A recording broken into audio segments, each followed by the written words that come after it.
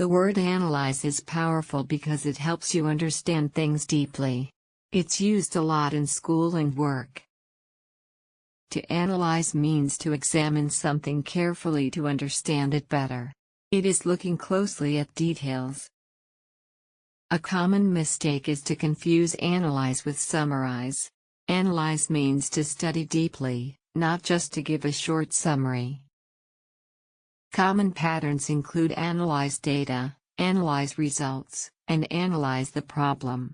You can also analyze with tools or methods. She needs to analyze the report before the meeting. The scientist will analyze the samples carefully. Let's analyze this problem step by step. John was confused about his test results. He decided to analyze them carefully and found a small mistake that explained the problem.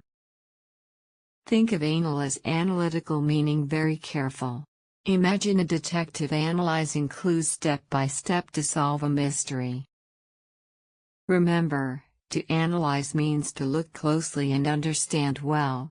Try using it in your next study or work task.